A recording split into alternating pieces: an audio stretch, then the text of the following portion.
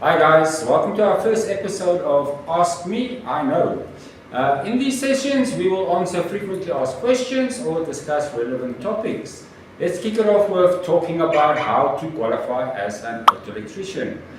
This is a question we get asked daily, and unfortunately there are a lot of misconceptions out there. In our industry, the only way to qualify as an auto electrician is by passing an auto electrical trade test at an accredited trade test center. In our industry, trade test applications are processed through MASITA, which is the relevant training authority. All qualification certificates are, however, issued by the QCTO, which is the Quality Council for Trades and Occupations. You need to apply for a trade test, and there are only two ways to apply for an auto electrical trade test. Firstly, after 4 years registered apprenticeship, or secondly through an ARPL program. Apprenticeships have unfortunately become very hard to find simply because there is so much paperwork involved. Guys, if you are an apprentice and did not sign an apprenticeship agreement with MASITA, you are not a valid apprentice. Apprenticeships can only be offered by companies that are MASITA workplace approved and registered to apprenticeships. As an apprentice, you enter into a three-way agreement between yourself, your company, and MASITA. Apprenticeships are highly regulated, and as an apprentice, you need to be working alongside a journeyman, and you need to be keeping a logbook of all your activities.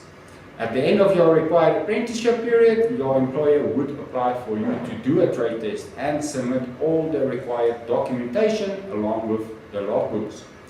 It's all of this admin that has made companies shy away from apprenticeships.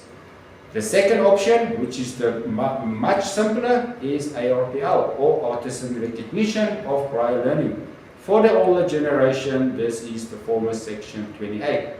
To apply for an ARPL, you need to be a South African citizen with 4 or more years general auto electrical work experience at a registered auto electrical workshop, and with at least grade 9, which is the old standard 7. For this option, you would need a certified copy of ID, certified copy of your high school qualification, and certified copy of any training you may have done. Most importantly, you will also need to submit letters from your employer or any previous employers, however many make up 4 years. These letters must validate that you did in fact perform these different required duties. Don't stress, we have an example of what the letter should look like.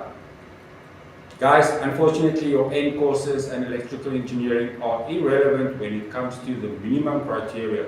It's all about the 4 years working experience. Likewise, any other trade qualifications you may have are also irrelevant. Guys, I must warn you that the application process can take up to 3 months and even longer if there are issues with your applications or documentation. So, before you apply for the trade test, make 100% sure you are ready to apply. The following activities need to be successfully completed to pass the trade test.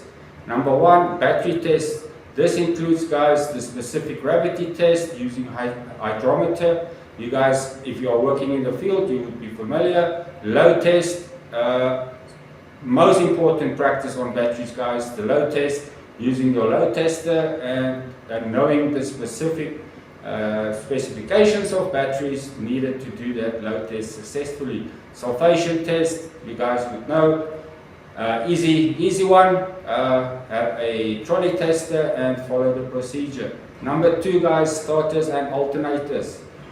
Process then would be simple, strip, we supply a condition report, you have to do a reassembling of the units, and obviously, guys, be able to successfully bench test that unit, writing all your parameters and current outputs and voltage test. Number 3, wiring. Wire up all the components on a simulator wiring board, which will include all your critical components, fuse box, relays, lights, trailer plugs, ignition switches, and all that. Number 4, hard starting, cranking current output. This is the challenging one, guys, so you have to make sure you have got this all behind you. cranking voltage, alternator current and voltage output tests, main cable voltage drop test, remove the distributor and complete condition report on the distributor, set point gaps, capacitor test, and all those critical tests, guys. Finally the static ignition timing, only fortunately still on the conventional non-electronic points and condenser system. Number 5, fault finding, wiring. So yes, any vehicle might be given to you and with a specific fault which you have to rectify in a specific time frame. If you have any doubts about the activities above, rather visit us for a one-day evaluation. During the one-day evaluation, we will establish if and where you have gaps. From there, you can address the specific gaps you may have. On that note, our T3 and T4 intermediate courses are helpful as they cover all of the knowledge and skills needed to complete the above activities. If you believe you are ready to apply to do a trade test, please contact us for details of our ARPL program. We are not a trade test center, but we have partnered up with a decentralized trade test center, but those details will be discussed when you apply. I hope I have helped clarify how it works. Guys, you know the drill. If you have any further questions or need more information on our ARPL program, please contact us on any of our platforms. Please like and subscribe if you enjoyed this video. Till next time, cheers.